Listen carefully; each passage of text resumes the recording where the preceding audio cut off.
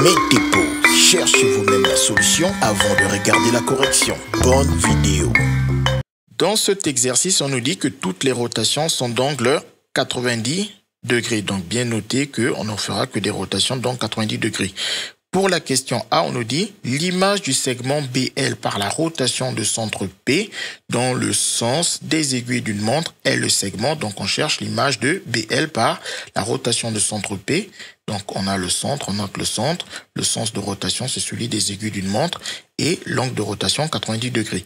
Pour trouver l'image d'un segment, il faut trouver l'image de chacune des extrémités de ce segment. À savoir, il faut trouver l'image de B ainsi que l'image de L par cette rotation. Donc on commence par le point B. Donc notre centre ici c'est P. On trace ce segment PB. On doit tourner dans le sens des aiguilles d'une montre. Donc on doit tourner de 90 degrés. Pour cela, on peut prendre une équerre ici pour faire un angle droit. Et à l'aide de cet angle droit, on trace une demi-droite comme ça. On voit que le candidat pour être l'image, c'est X. On utilise ensuite un compas dont la pointe sera en P et la mine sera en B pour vérifier que la distance PB est la même que la distance PX. Et on conclut que l'image de B est donc X. Ensuite, je fais la même chose pour L. Donc, je trace la distance PL. Je dois tourner dans ce sens de 90 degrés. Donc, toujours l'équerre, on fait l'angle droit. Et on voit que le candidat, c'est V. On vérifie que la distance PL est la même que la distance PV. Donc, l'image de L est le point V. Je peux donc conclure que l'image du segment BL est le segment XV. Donc, ici, j'écris XV sans oublier, bien évidemment, les crochet qui nous dit qu'il s'agit d'un segment. Pour la question B, on nous dit l'image du triangle GIM. Donc, on va déjà le retrouver, ce triangle GIM. Donc, G, il est là, le I, il est là, le M, il est là. Donc, c'est ce triangle dont on nous parle, le triangle GIM. Par la rotation de centre M, donc, on a déjà le point M qui appartient au triangle et qui est centre de rotation. Donc, on cherche son image. On peut déjà dire que M aura pour image M parce que le centre de rotation est lui-même sa propre image par une rotation de centre M, tout simplement. Donc, je cherche aussi les images de I et les images de G par cette rotation pour pouvoir trouver l'image du triangle GIM. Voilà, on nous dit dans quel sens? Dans le sens inverse des aiguilles d'une montre. On connaît que l'angle, c'est toujours 90 degrés. Donc, quel est le triangle image? Donc, il ne reste plus qu'à trouver les images de G et de I par cette rotation. Donc, je commence par G. Je dois tourner dans le sens inverse des aiguilles d'une montre d'un angle 90 degrés. Donc, toujours l'équerre, on fait un angle droit. Le candidat, c'est clairement Q parce qu'on voit que c'est plutôt ces deux distances qui sont égales. MG est égal à MQ. Je vérifie ça à l'aide d'un compas. Donc, ensuite, je mets donc que G a pour image Q. Je fais la même chose pour le point I.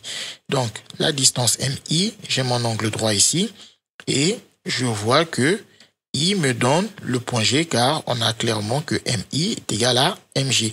Donc, l'image de I par cette rotation est le point G. Je peux donc conclure que l'image du triangle GIM est le triangle QGM par la rotation de centre M d'angle 90 degrés dans le sens inverse des aiguilles d'une montre. Pour la question C, on nous dit le segment AM est l'image du segment ME par la rotation de centre. Donc, on cherche le centre de la rotation. Dans le sens, on cherche aussi le sens de rotation. Donc, déjà, en observant, on voit que le point M apparaît deux fois. Je peux me dire que, comme j'ai vu précédemment, M a pour image M par une rotation de centre M. Donc, on peut se dire peut-être que c'est une rotation de centre M qui transforme A en E. Donc, on peut tester si on a bien une rotation d'angle 90 degrés et de centre M qui transforme A en E. Donc, ici, pour cela, je prends mon centre M candidat, je trace la distance MA, je trace la distance ME, je vérifie bien à l'aide d'une équerre que c'est un angle droit et je vois que les distances MA et ME sont les mêmes. Et donc, je vois que en tournant dans le sens des aiguilles d'une montre, je passe du point A à E. Donc, le candidat pour être le centre, c'est M. Et ici, on tourne dans le sens des aiguilles d'une montre. Maintenant, j'aurais aussi pu me dire, peut-être que finalement, c'est plutôt le point A qui a pour image le point M et le point M qui a pour image le point E. Est-ce qu'il existerait une autre solution au problème qui vérifierait ces conditions? Pour trouver une autre solution, donc c'est-à-dire un autre centre oméga, je vais l'appeler oméga le centre ici, donc je vais dire que ce centre vérifie la condition que la distance oméga AA est la même que la distance de oméga AM. C'est un point qui est situé à égale distance des points A et M. Il appartient donc à la médiatrice du segment AM. Donc, je trace mon segment AM. Je veux trouver la médiatrice de ce segment. Il faut tracer la médiatrice d'un segment et la droite qui coupe ce segment perpendiculairement à son milieu. Nous avons le milieu G ici. On n'a plus qu'à tracer la perpendiculaire. Donc là, les distances sont les mêmes et là, je fais un angle droit. Et donc, le oméga qu'on cherche, c'est peut-être le point C ou le point K. On va par exemple tester le point K si c'est un candidat qui peut répondre à notre problème. Transformer A en M et M en E. Donc, je commence par le point K pour voir si c'est un bon centre. Donc, déjà, il va marcher pour A et M puisque nous avons tracé la médiatrice. Donc, l'image de A par la rotation de centre K dans le sens des aiguilles d'une montre. On a bien un angle droit ici, ça donne M. Est-ce que l'image maintenant de M par cette rotation serait le point E? On voit que non, puisque ça tourne dans le sens des aiguilles d'une montre et ça nous donnerait plutôt le point U. Donc K ne peut pas être une réponse pour notre centre de rotation. On a dit qu'il y avait aussi l'autre candidat. Donc on avait trouvé K, mais on a aussi trouvé le point C. On va tester pour le point C. Donc, le point C, déjà, ça va marcher pour transformer A en M, puisque le point C appartient à la médiatrice du segment AM. Et cette fois-ci, on tourne dans le sens inverse des aiguilles d'une montre. On a bien un angle droit. Donc, A me donne M par la rotation de centre C. Maintenant, je fais l'image de M par cette rotation. Je vois que en tournant toujours dans le sens inverse des aiguilles d'une montre, le point M me donne le point E. On a bien que la distance CM est égale à la distance CE et j'ai bien un angle de 90 degrés. Donc voilà. Ici, j'ai donc trouvé une deuxième solution. Donc, on nous demande bien évidemment qu'une seule solution. Vous en mettez juste une seule. Donc, ici, je peux avoir la rotation de centre C et dans le sens inverse de celui des aiguilles d'une montre. Pour la question D, on nous dit le parallélogramme ACIG a pour image le parallélogramme GQUK. Donc, on va déjà le trouver, lui. Alors, il est où? GQUK. Donc, c'est ce parallélogramme dont on nous parle. Donc, par la rotation de centre, on cherche le centre de la rotation et on lui dit dans le sens des aiguilles d'une montre. Voilà, on a déjà le centre. Donc, ici, on peut par exemple chercher une rotation qui transforme A en G. Donc, A et G, on a dit il faut tracer la droite qui coupe le segment AG perpendiculairement en son milieu, qu'on appelle la médiatrice du segment AG. Donc, le milieu, il est à peu près par là, perpendiculairement. Donc, ici, j'obtiens deux candidats pour être solution à mon problème. Donc, on va voir lequel des deux marche. Est-ce que les deux marchent ou est-ce que juste un seul des deux marche ou aucun ne marche? On verra bien. On commence par le point F.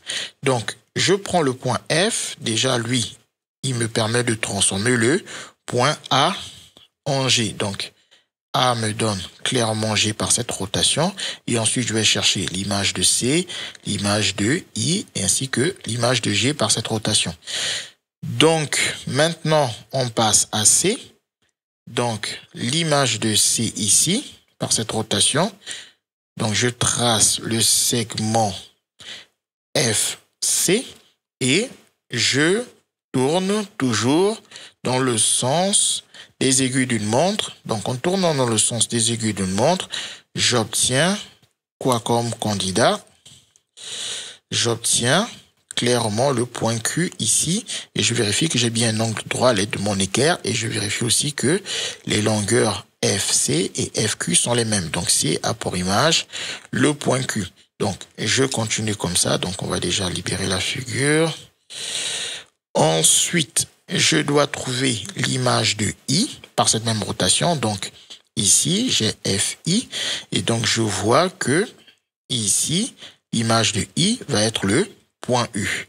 Parce que le point U fait partie des points d'arrivée. Voilà, j'ai déjà trouvé G, Q et U. Il ne reste plus qu'à montrer que G a pour image K. Donc, G, il est là. Donc, de F à G, ça donne ça. Et si je tourne dans le sens des aiguilles d'une montre, je vois clairement que FG a pour image, donc, FK. Donc, le point G a pour image le point K par la rotation de centre F et donc 90 degrés dans le sens des aiguilles d'une montre. Voilà. Donc, j'ai déjà trouvé une solution à mon problème qui est donc le point F. On nous demande bien évidemment une seule solution. Vous n'êtes pas obligé de tester pour le point B. Mais vous pouvez effectivement vérifier s'il n'y a pas une autre solution si ça vous intéresse. Je peux par exemple tester. Est-ce que je peux trouver déjà une rotation de centre B dans le sens des aiguilles d'une montre qui transforme le point A en point G. Donc, quand je fais l'image de A, ça me donne plutôt un point ici. Ça me donne aucun des points du parallélogramme d'arrivée. Donc, je vois clairement que la rotation de centre B ne marche pas. Ensuite, qu'est-ce qu'on nous dit? On nous dit où la rotation de centre, cette fois-ci, dans le sens inverse des aiguilles d'une montre. Donc, on nous demande une autre solution. On va procéder exactement de la même manière. Donc, ici, je remets mon F. Donc, je cherche une rotation qui transforme A en G, mais cette fois-ci dans le sens inverse des aiguilles d'une montre. Donc, je reprends A et G. On a déjà trouvé les deux candidats. Le F, on a vu que c'était dans le sens des aiguilles d'une montre. Le B, on a vu que ça donnait l'image de A hors des points de la figure. Donc déjà, on voit qu'on ne peut pas avoir une rotation de centre B. Donc si A ne donne pas G par la rotation qu'on cherche, on peut se dire que si A n'a pas donné G, peut-être que A a donné le point Q. Donc je vais refaire la même chose avec le point Q. Je trace comme ça. Donc le point Q, il est plutôt là. Donc si je trace comme ça, je cherche le milieu du segment, je trace ma médiatrice, donc la droite qui passe par ce segment perpendiculairement en son milieu. Donc, ici, donc ça c'est la médiatrice, perpendiculairement en son milieu, et je cherche des candidats pour avoir une rotation d'angle 90 degrés qui va transformer le A en Q. Donc, ici, je vois que il y a le point K, le point H et le point E. Donc, je mesure tour à tour les angles. Je peux voir que ici, cet angle ne sera pas un angle droit. Par contre, avec le point H, je peux voir que ici, quand je trace à l'aide de H, je vois que l'angle AHQ, ça me donne un angle droit. Donc, le point A, cette fois-ci, il a pour image le point Q. Donc là, j'efface déjà. Donc, A me donne Q et je peux maintenant tester par cette même rotation de centre H pour les autres sommets. Donc, on va maintenant le faire pour le sommet C. Donc, pour le sommet C, il est là le sommet C. Donc, on a vu qu'on tourne dans le sens inverse des aiguilles d'une montre. Donc, C aura pour image le point G. Est-ce que G fait partie des points de la figure d'arrivée? Oui. Ensuite, je fais maintenant la même chose pour le point I. Le point I, il est là, donc je le fais tourner dans le sens inverse des aiguilles d'une montre. Ça me donne le point C. Est-ce que le point C? Ah non, le point C ne fait pas partie des sommets d'arrivée de ma transformation. Donc, ce n'est pas grave, c'est un exercice de recherche. Le but, c'est justement de chercher quelle est la solution pas à pas. Donc, on a testé si A peut être transformé en G. On a testé si A peut être transformé en Q. Ça n'a toujours pas marché. On peut maintenant tester est-ce que A peut être transformé en U. Donc, je refais exactement là la même méthode. Donc, A peut-il être transformé en U? Donc, U, il est là. A, il est là. Voilà.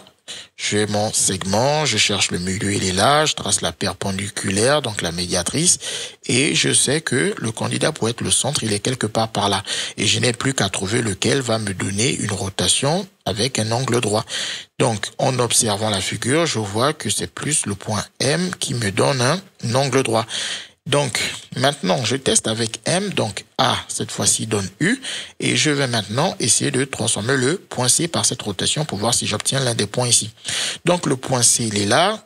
Je dois donc trouver son image par une rotation dans le sens inverse des aiguilles d'une montre. Je vois déjà que ça me donne K. Donc, C a pour image K. Donc, je note K fait bien partie des points que je cherche. Et ensuite, après le point C, je passe au point I. Le point I se trouve ici. Donc là, je fais tourner dans le sens inverse des aiguilles d'une montre d'un angle de 90 degrés. J'obtiens le point G qui est image du point I. Donc j'ai le point G ici. Il fait bien partie des points que je cherche. Voilà. Plus qu'un seul point à tester en espérant que ça marche. Donc on croise les doigts. Maintenant, pour le point G, il est là. Voilà, j'ai mon centre M, j'ai mon point G. Et je fais tourner dans le sens inverse des aiguilles d'une montre. Et là, je vois que ça me donne pour image le point Q. Donc, bien vérifier que on a bien un angle droit et que la distance MG, c'est la même que la distance MQ. Et le point Q, c'est l'un des points de ma figure ici. Voilà. Donc, j'ai la solution M. Donc, on a bien M qui est un centre de rotation pour une rotation dans le sens inverse des aiguilles d'une montre pour transformer le parallélogramme ACIG en parallélogramme GQUK. Pour la question E, on nous dit représenter l'image du parallélogramme ACIG, donc toujours celui qui est tracé, par la rotation de centre M dans le sens des aiguilles d'une montre. Donc là, c'est toujours le sens des aiguilles d'une montre, donc notre fameux sens négatif.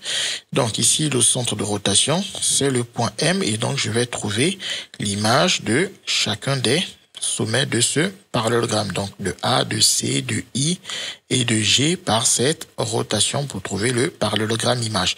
On commence par A, donc on doit tourner dans le sens des aiguilles d'une montre. Donc je trace déjà MA et ensuite je tourne dans le sens des aiguilles d'une montre d'un angle de 90 degrés. Donc ici, bien vérifier qu'on a bien un angle droit et on voit bien que la distance MA c'est égal à la distance ME. Donc M a déjà pour image le point E. Ensuite, je fais ça pour les autres sommets. Donc maintenant, autour de C. Donc ici, j'ai MC et je tourne dans le sens des aiguilles d'une montre d'un angle de 90 degrés. Et je vois que l'image de C est le point O. Et je continue pour un autre sommet de mon parallélogramme. Donc, après, c'est I. Donc, le point I, il est là. Je tourne dans le sens des aiguilles d'une montre d'un angle de 90 degrés. La distance MI est la même que la distance MS. Donc, I a pour image le point S. Et maintenant, il ne me reste plus que le dernier sommet. Donc, le dernier sommet, alors, c'est le sommet G. Donc, G, je le fais tourner dans ce sens. Je vérifie que les distances MG et MI sont les mêmes. J'ai bien un angle droit. Donc, G a pour image le point I. Voilà. Et ensuite, je n'ai plus qu'à tracer le parallélogramme qui passe par ces sommets. Qui passe par E, qui passe par O, qui passe par S et qui passe par I. Donc, c'est ce parallélogramme qu'on nous demande de représenter. Voilà, donc on a répondu à toutes les questions de cet exercice. Les mathématiques, ce n'est pas juste la mémorisation de l'application de cours. Ça nous aide à comprendre le monde qui nous entoure et à prendre des décisions.